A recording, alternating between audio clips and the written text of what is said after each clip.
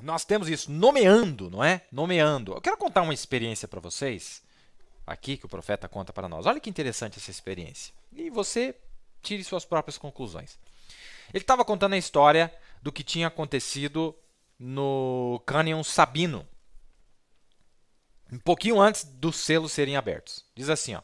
Agora, me desculpem por ter interrompido o que eu estava dizendo poucos minutos atrás sobre vir para Tucson. Eu pensei que era o fim da minha vida. Lembra aquela visão que ele teve, um estouro? E ele ficou quase que paralisado uma semana inteira. Ele falou que nunca tinha tido uma visão tão forte como aquela. É isso que ele estava contando para o povo. Eu pensei que era o fim da minha vida, pensei que ninguém suportaria aquele choque daquela condição que aconteceu na visão naquela manhã.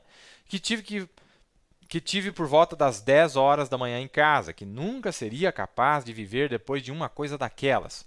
Ora, eu vim para Tucson, fiz preparações com meu filho, para minha esposa e as crianças, para que fossem com ele depois que eu partisse. O profeta pensou que ia morrer e já estava preparando para a esposa dele e seus filhos serem cuidados por Billy Paul, que era o mais velho.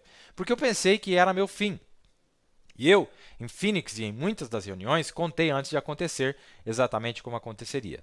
Bem, poucos meses depois daquilo, eu estava no Canyon Sabino numa manhã, que fica bem ao norte de Tucson. Eu fui lá para orar. Enquanto eu estava orando, eu estava com minha mão levantada, dizendo: Pai, rogo-te que de algum modo me ajudes. Me dê força para a hora que eu estou encarando. E se minha obra está terminada aqui na terra, então eu devo ir ter contigo. E não é que eu lamento ter que ir. Eu sei que tu cuidarás de minha família. Estou apenas pedindo força para esta hora. E algo tocou na minha mão. Agora, para a audiência do rádio, e vocês também da internet agora, para a audiência do rádio, pode soar estranho isso que acabei de contar, mas é a verdade, e Deus é o meu juiz. Olhei para a minha mão e havia uma espada. Tinha um revestimento em cima da parte do cabo, e o próprio cabo era feito de pérola, e parecia-se dourado o guarda-mão por cima da parte do cabo. E o próprio fio da espada, né, parecia como que brilhante, algo como que cromado, ou algo que reluzia no sol. Agora, era por volta das 10 ou 11 horas da manhã, lá em cima no topo de uma montanha. Dá para você imaginar como que uma pessoa, que eu sinto que eu tenho uma mente certa, né, a mente sã, sadia. Dá para você imaginar como uma pessoa se sentiria de pé lá com uma espada que veio do nada. Pessoas a milhas e milhas de distância e eu segurando aquilo na mão.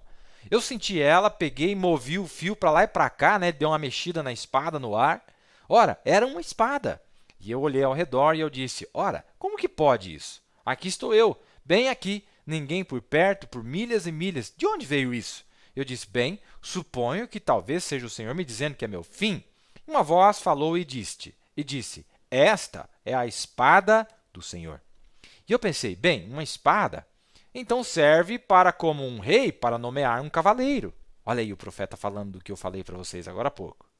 Para que serve a espada? Uma espada? Então serve para como um rei para nomear um cavaleiro, vocês sabem, como se fazia na Inglaterra, em lugares diferentes. E eu pensei, é para isso então, para nomear um cavaleiro.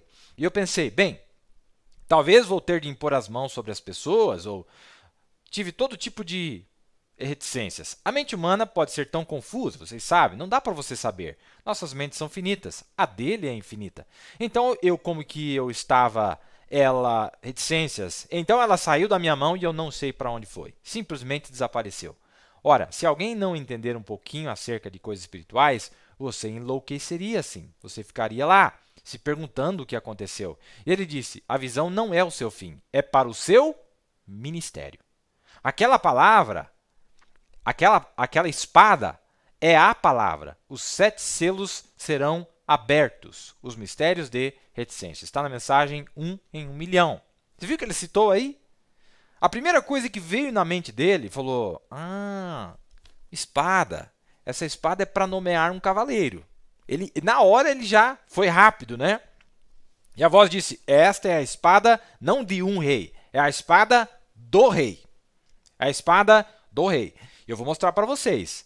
Em Apocalipse 17, assim, reis sendo nomeados pelo rei do abismo para serem cavaleiros, cavaleiros do cavalo baio. Cavaleiros do cavalo baio. Ora, e daí o profeta faz um contraste. Olha, lá foi nomeado cavaleiros, aqui Deus também, o rei. Quem é o rei? Ora, Apocalipse 19, meus amados, para quem olha à distância, Apocalipse 19 é o rei. É o rei literalmente, mas vamos dar uma olhada no livro de Esther e vamos considerar estas coisas. Vamos considerar essas coisas, biblicamente falando, não é? Então, quando você olha é o rei que está se aproximando. Será que é o rei que está se aproximando? Ou é o servo do rei? Ou é o cavaleiro do rei? Ou é o fidalgo do rei? Com toda a sua fidalguia, não é? Com toda a sua fidalguia, com sua nobreza, com sua autoridade, com seu poder, com seu reconhecimento, com as suas recompensas, com seus troféus, com suas patentes. Lembra do programa passado que nós falamos dele estando com aquelas vestes de autoridade?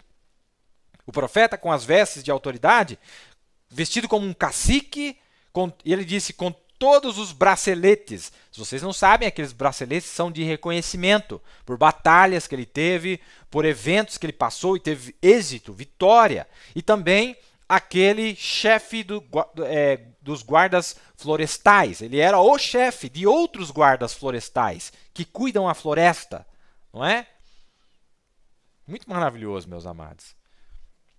Talvez muita gente não sabe o tanto que o irmão Billy respeita, ama, admira e reconhece este grande profeta de Deus, o mensageiro de Apocalipse 10:7. Muitos de vocês não sabem o tanto que o irmão Billy ama esse mensageiro e reconhece quem é este mensageiro. Talvez mais do que muita gente. Talvez mais do que muita gente. O verdadeiro reconhecimento através da palavra, de saber quem ele é e como Deus amou este mensageiro e como Deus vai recompensar ele ainda. Não, você acha? Ele não recebeu nada do lado de cá. Do lado de cá Deus disse assim, eu sou tua porção. Não teve reconhecimento, não. Ninguém vai dizer para mim que ele teve reconhecimento do lado de cá. O mundo não reconheceu, mas calma lá. Ainda as coisas não terminaram. Ainda tem um tempo extra aí, ó, no segundo tempo. Tem um tempo extra aí para frente. Aí. Tem um tempo extra. Muita gente acha que não, que vai terminar. Não, calma, nosso juiz ele tem o seu plano, não é? Aqui, ó, outra mensagem que ele está falando da mesma coisa. Eu quero dar alguns detalhes para vocês, não é? Eu pensei agora, que coisa estranha, falando da mesma experiência da espada. Agora, tem de estar perto desta vicinidade, em algum lugar, alguém que poderia criar uma espada e colocar ela em minha mão. Eu disse, só pode ser o próprio Deus, que criou um carneiro para Abraão, que pôde criar aqueles esquilos que vocês ouviram falar. E eu disse, aqui está o material. 3 materiais diferentes nela. Olha, não vamos falar nessa noite dos 3 materiais dessa espada, mas assim, não vamos detalhar. Mas tinha 3 materiais. O cabo era de pérola, o guarda-mão era de ouro e o fio era cromado. 3 materiais, como se fosse um aço cromado ou alguma coisa assim. 3 materiais. Então, o cabo era de pérola, o guarda-mão era dourado e o fio era reluzente, como se fosse um aço ou alguma coisa assim, não é? E eu ouvi uma voz, 3 materiais diferentes nela, e eu estou segurando ela na minha mão, tão real quanto qualquer coisa que eu pudesse estar segurando. E eu ouvi uma voz que disse, esta é a espada do rei. E eu pensei, ora, de onde veio isso? Estava bem lá no meio daquelas rochas em algum lugar, e eu a segurei na minha mão assim, e eu disse, a espada de um rei. E eu olhei ao redor, e a espada se foi, e eu disse, a espada de um rei. Isso serve para reticências. Eles nomeiam um cavaleiro com a espada. Penso que é isso mesmo. O exército, ou alguma outra coisa. Eles nomeiam a pessoa com a espada, vocês sabem. E eu disse, bem, talvez é para isso que foi. Significa que talvez eu vou ter que impor as mãos sobre os ministros ou algo assim para lhes fazer ministros. Então reticências. Uma voz falou novamente e disse, a espada do rei. Não de um rei, mas do rei. Está vendo? A única coisa que ele foi corrigido ali é de que ele disse a espada de um rei. Mas a voz disse, é a espada do rei. É a espada do rei. Que coisa interessante, hein, meus amados? Que coisa interessantíssima isso que nós estamos vendo aqui. Vamos mais um pouco.